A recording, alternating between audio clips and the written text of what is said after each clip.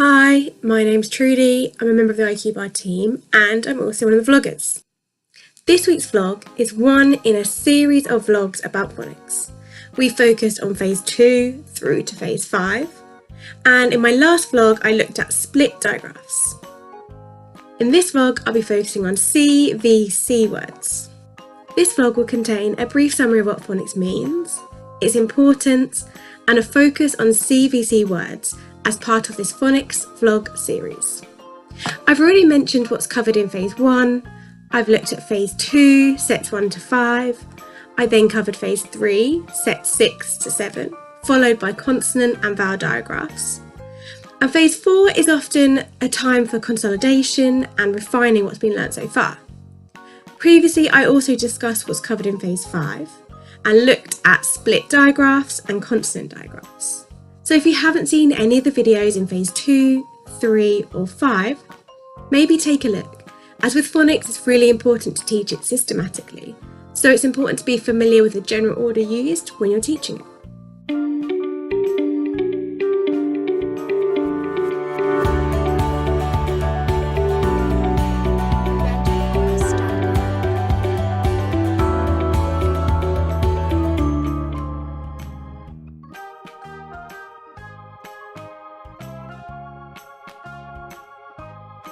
What does phonics even mean?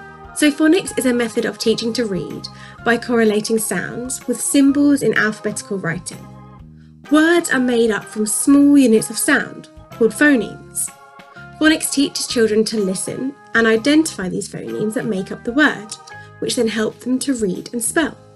For example, in the word pit, the phonemes are p, I, t, and the graphemes are P, I, T. This is known as the GPCs, the grapheme phoneme correspondences. There's a particular order that children learn these, which is why we have phonics sets. And in this vlog, we'll be looking at CVC words.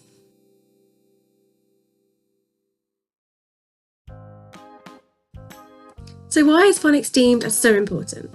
Over the last few years in particular, there's been a massive shift in the UK about how reading is taught.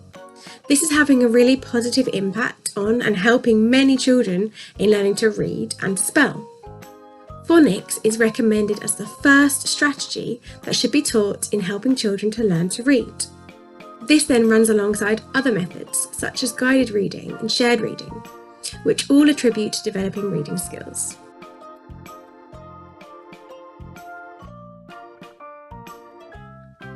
Why can phonics be so difficult? So in some languages it's really easy because each phoneme has just one grapheme. But in the English language, because of so many invasions in our history, with lots of new words and lots of new sounds, we have around 44 phonemes and 120 graphemes. With only 26 letters in our alphabet, this means we have some graphemes that are made up with more than one letter, which we call digraphs. On occasions, we also have trigraphs, which are made up of 3 letters. To make it even more confusing, sometimes the graphemes can represent more than one phoneme. For example, in the word office and in the word cat, the letter C makes a different sound in each. This is why it's so important to ensure that phonics is taught systematically.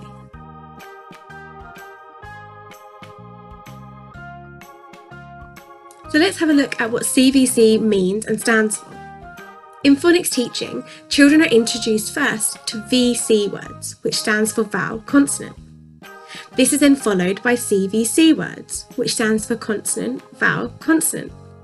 And then often this is followed by CVCC words, which are consonant, vowel, consonant, consonant words.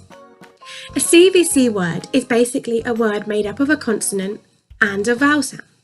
Here are some examples.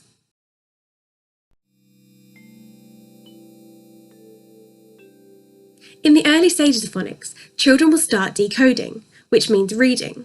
They'll be looking at 3-letter words arranged, consonant, vowel, consonant, C, V, C.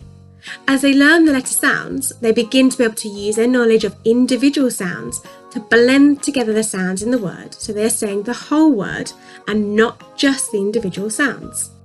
For example, they recognise that p, it makes the word pit.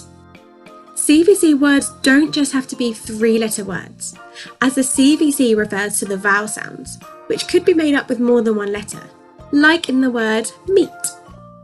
Once children have learned a variety of CVC words, they move on to digraphs. Remember, this means when you've got 2 letters that make one sound. They also learn how to blend consonants. After this, children move on to CVC words, like frog.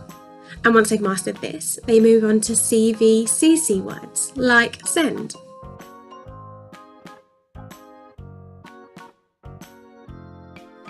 So what phases have a look at CVC words? Children start looking at VC and CVC words from early as phase 2. They're expected to be able to read some VC and CVC words and be able to spell them by the end of this phase.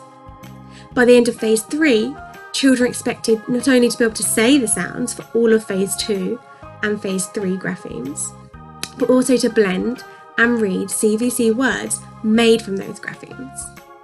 By phase 4, they will consolidate their learning and they should be able to practice reading and spelling CVCC words like milk. After this, it's expected that learners should be competent enough to be able to build on their own knowledge of CVC words and use their knowledge of the sounds to read more complex words.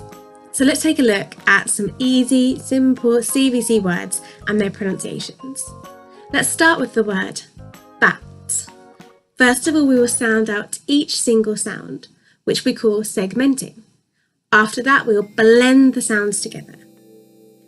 B, a, t. We've cut the sounds up, we've segmented. Now we blend. The child should hear bat.